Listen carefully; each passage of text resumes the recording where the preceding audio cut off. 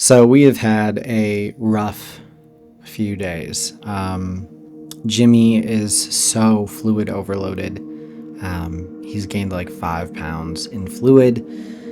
We've been doing diuretics, mainly Lasix, to try to get this fluid off. He's been up and down with fevers. He's been up and down with his PEEP. He's at a PEEP of 12 right now. He was at a PEEP of 8 yesterday. So the change of support is drastic. He was doing really well with everything overall, but then his bicarb got really low and we weren't replenishing that, so we were behind on that, and then fluid overload. He did have a lung infection come back, and then he just today had a blood infection rise up. It's the same thing, but it's moved into his blood.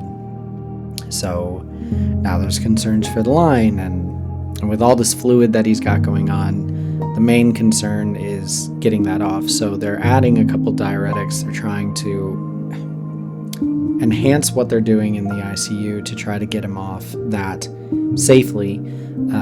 But the backup idea, or what might have to happen, is hemodialysis, which he would need a new line for that, which that's the main risk. Is, are we introducing a new infection again on top of what we've already got going on? The hope is that we don't have to do that and then we can get this fluid off. But if we can't get the fluid off, then we might have to go down that path, and we might have to get a new line and take those risks to try to get hemodialysis going.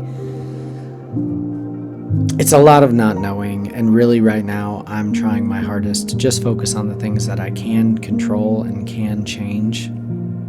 And really that's nothing. I mean, the infection has to run its course. They have to provide antibiotics to help that.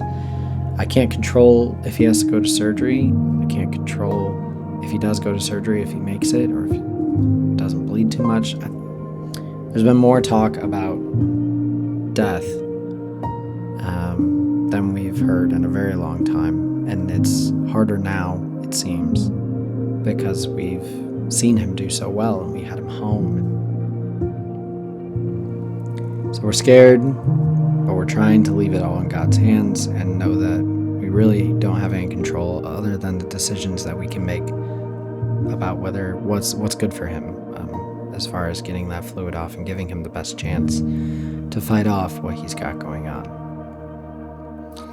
I did get to go see him yesterday. I'm probably going to go see him tomorrow.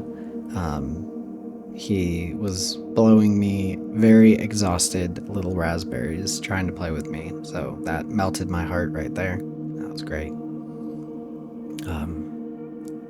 But other than that, being at home this time is much more lonely because he's not here, she's not here.